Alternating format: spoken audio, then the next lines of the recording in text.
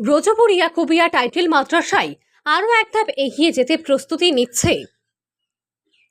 Yakubia title মাদ্রাসা হল বরাকের অন্যতম এক ব্যতিক্রমী ইসলামিক শিক্ষা প্রতিষ্ঠান, যেখানে ইসলামিক শিক্ষার ও জেনারেল শিক্ষার উপর গবেষণা করা হয়।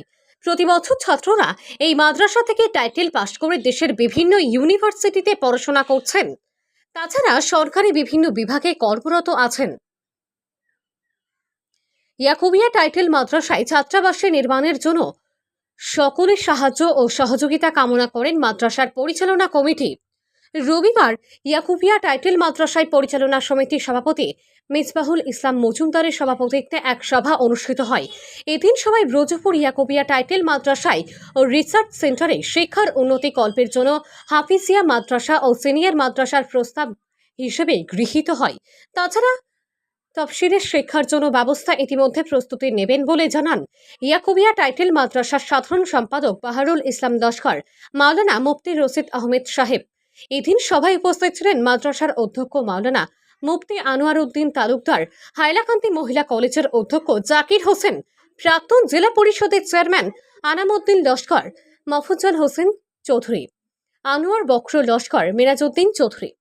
এদিন সভায় পরিচালনা করেন মাদ্রাসা ছাত্র ইউনিয়নের সাধারণ সম্পাদক মাওলানা মুফতি মাসুম আহমেদ। হাইলাকান্দি থেকে রাহাতুল আক্তার বড় ভূঁইয়ার রিপোর্ট।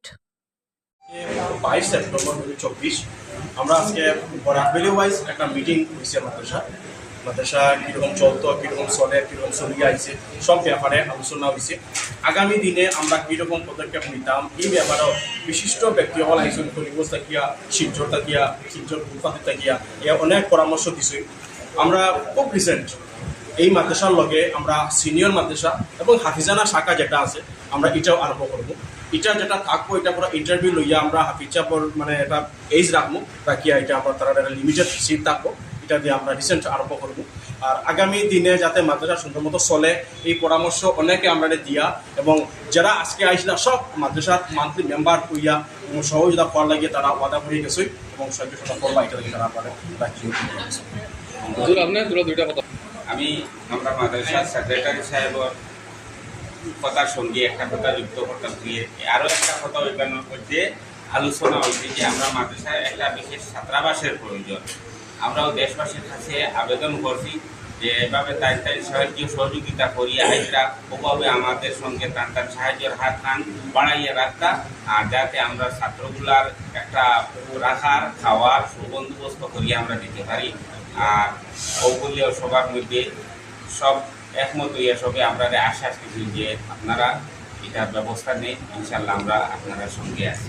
সিনিয়র মাদ্রাসা, হাফিজিয়া মাদ্রাসা ব্যাপারে সিনিয়র মাদ্রাসা এবং হাফিজিয়া মাদ্রাসা ব্যাপারেও বিশদ আলোচনা হয়েছে। এই আলোচনা সর্বসম্মতিক্রমে এটা সিদ্ধান্ত হয়েছে যে আগামী দিনে যাতে আমরা ইয়াকুবিয়া টাইটেলের সঙ্গে এই সিনিয়র মাদ্রাসা এবং হাফিজানা বিভাগটাও চালু হইত এবং উত্তম পর্যায়ে বিজ্ঞ ওলামায়ে কেরাম মহল দিয়া যাতে এটা শিক্ষা প্রদান করা হয়।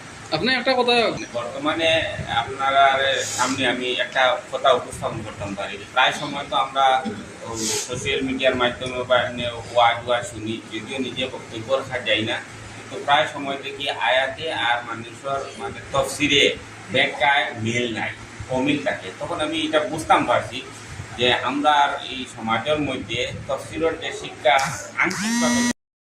আংশিক শিক্ষার কারণে তফসিরটা পরিপূর্ণভাবে আমরা আলিমুখলে সমাজে তুলিয়া ধরতে পারবো না।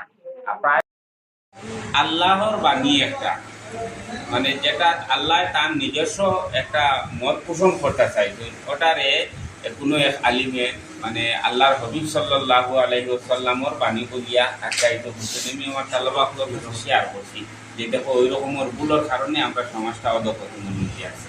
এর কারণে তফসিরর তখসুসবিদ তফসির জমাত একটা প্রয়োজন আছে, যাতে আমরা এখানে আমরা স্টুডেন্ট হলে এই দারুল হাদিস পাস করিয়া তফসির নিয়ে বিশেষজ্ঞতা লাভ করতে পারে, আর যাতে আগামী দিনে জনসমক্ষে কোনো আয়াত পড়িয়া যাতে তফসির করতে কোনো ধরনের কোনো মূল ব্যাখ্যা জনগণের সামনে উপস্থাপন না করে। প্রথম একটা রিসার্চ চলতেছে আমাদের প্রত্যেক আসাতিজায়ে কেরামের, যে রিসার্চটি হলো বর্তমান জমানার পরিস্থিতির উপরে যতগুলা মাসলা আসতে পারে এবং আসতেছে, ওই মাসলাগুলোকে কিতাব থেকে, ফতোয়া থেকে, ফিকহ থেকে কিভাবে সংশোধন করা যায় এর একটা ট্রেনিং দিতেছে আমাদের উস্তাদরা। পড়েন না আলহামদুলিল্লাহ।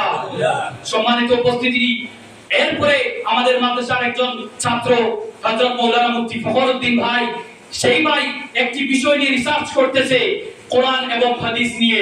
পড়েন না আলহামদুলিল্লাহ।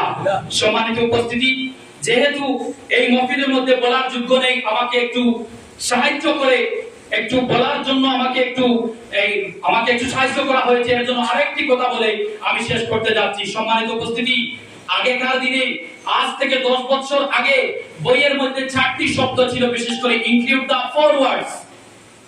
একটা শব্দ ছিল স্রষ্টা, আরেকটা শব্দ ছিল সৃষ্টি, আরেকটা শব্দ ছিল পাপ, আরেকটা শব্দ ছিল পুণ্য।